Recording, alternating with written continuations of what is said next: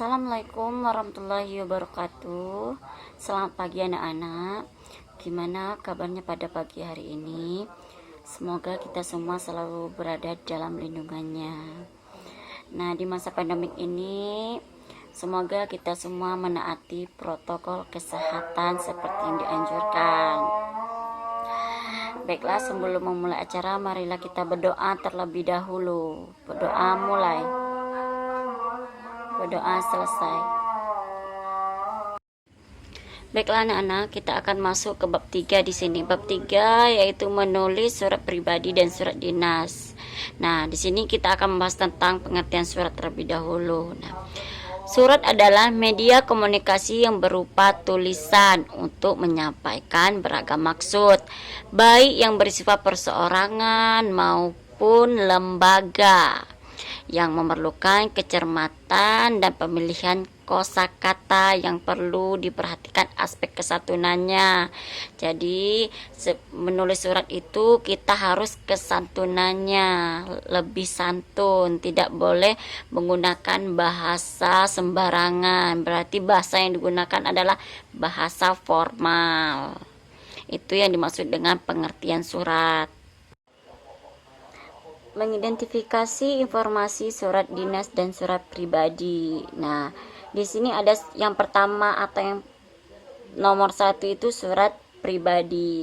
Surat pribadi ini surat yang ditulis untuk kepentingan pribadi.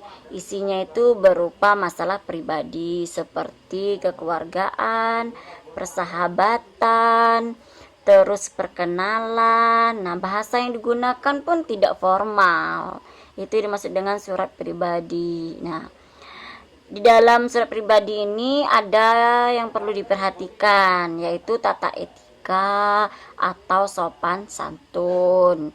Terus jika ingin menulis kepada orang yang lebih dewasa atau yang baru saja kita kenal, walaupun tidak memiliki aturan penulisan, surat pribadi harus memperhatikan kesopanan dalam penggunaan bahasanya. Tujuannya adalah untuk menghormati si penerima surat. Nah, itu yang dimaksud dengan surat pribadi. Ciri-ciri surat pribadi di sini terbagi menjadi 3. Yang pertama, ciri-ciri surat pribadi itu bahasa yang digunakan kurang memperhatikan kaidah tata bahasa baku Indonesia. Yang kedua, bentuk surat itu bebas, terus tidak mengikuti aturan bentuk surat resmi. Yang ketiga, isinya bersifat pribadi.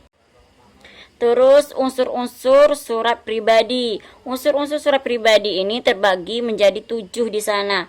Yang pertama, tanggal surat. Yang kedua, alamat. Yang ketiga, salam pembuka. Yang keempat, kalimat pembuka surat. Yang kelima, isi surat. Yang keenam, penutup surat. Yang ketujuh, tanda tangan nama terang. Itu yang dimaksud dengan unsur-unsur surat pribadi.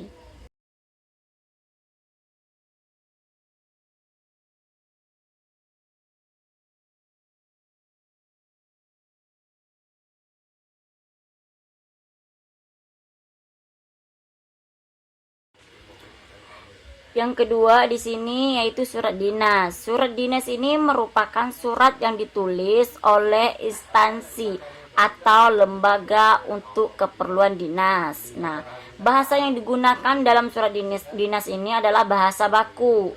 Nah, surat ini isinya itu ditujukan untuk keperluan kedinasan, baik itu pemerintahan atau swasta. Karena fungsi kedinasan ini tidak hanya berlaku di lingkungan pemerintahan saja, akan tetapi berlaku juga untuk instansi atau lembaga swasta.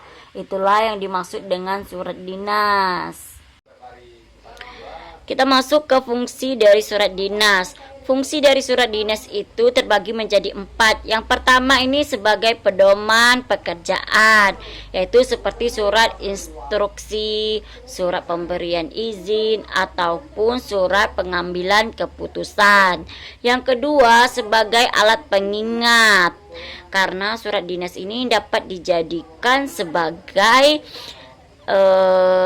arsip atau bagi instansi, berarti dapat berguna sebagai arsip bagi instansi. Yang ketiga di sana ada sebagai bukti perkembangan suatu instansi atau lembaga. Yang keempat sebagai alat bukti terutama surat perjanjian. Itulah yang disebut dengan fungsi surat dinas.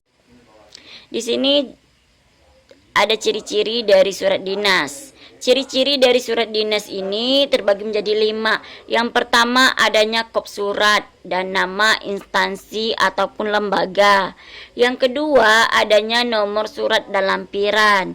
Yang ketiga adanya salam pembuka maupun salam penutup.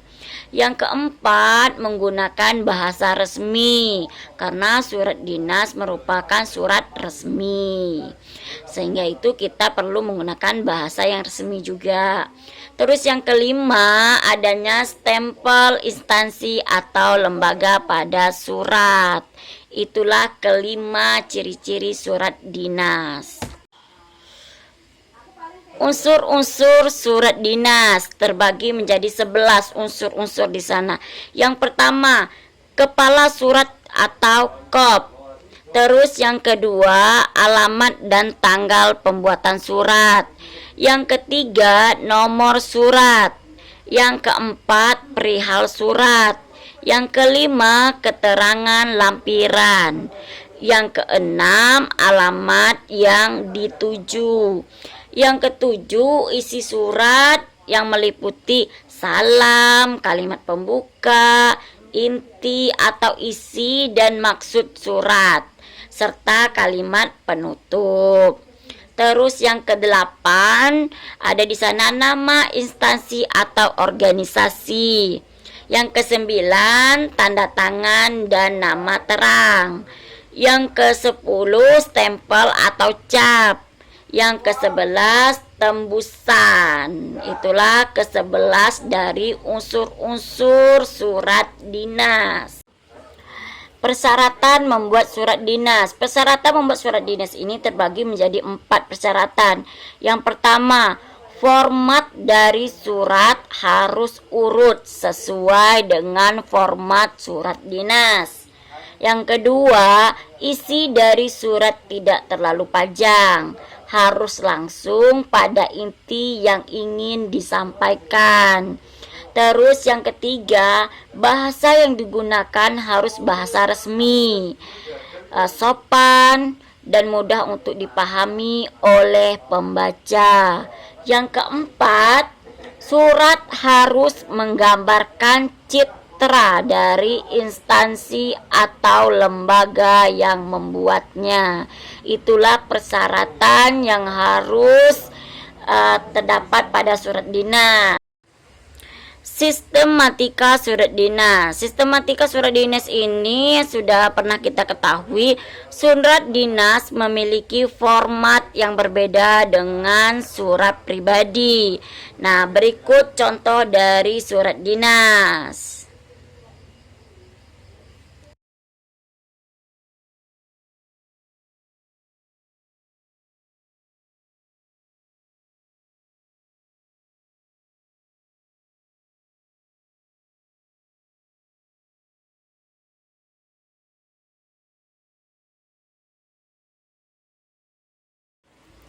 Perbedaan antara surat dinas dan surat pribadi. Nah, di sini ada perbedaan antara surat dinas dan surat pribadi. Yang pertama, kepala surat atau kop surat pada surat resmi, sedangkan pada surat pribadi tidak ada kop. Sedangkan nomor 2, nomor surat ada pada surat resmi, sedangkan pada surat pribadi tidak ada.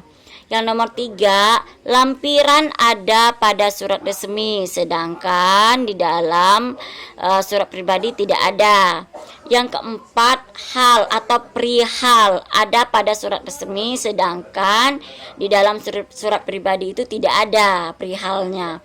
Terus yang kelima, pada surat resmi terdapat lebih dari 2 tanda di sana, tanda tangan. Berarti di sana terdapat 2 tanda tangan kalau dalam surat resmi. Sedangkan di dalam surat pribadi hanya terdapat 1 tanda tangan saja. Itu perbedaannya. Berarti di dalam surat resmi itu terdapat 2 tanda tangan, sedangkan di dalam surat pribadi terdapat hanya 1 tanda tangan. Terus yang keenam, penulisan surat resmi di atas namakan suatu departemen, organisasi, kelompok, dan lain sebagainya. Sedangkan surat pribadi hanya di atas namakan perorangan. Sedangkan nomor 7 itu terdapat pada surat resmi ada stempel, sedangkan di dalam surat pribadi tidak ada. Nah, di dalam surat resmi berarti ada stempel pengesahan, sedangkan di dalam surat pribadi tidak ada. Yang kedelapan itu pada surat resmi terdapat tembusan, sedangkan pada surat pribadi itu tidak ada tembusan di sana. Terus yang kesembilan, pada surat resmi nama kota tidak dicantumkan, sedangkan pada surat pribadi itu dicantumkan nama dan kotanya. Yang ke-10, pada surat resmi jika sudah ada nama pangkat tidak perlu lagi menggunakan sapaan. Nah, itulah perbedaan antara surat dinas dan surat pribadi. Cukup sekian Ibu ucapkan.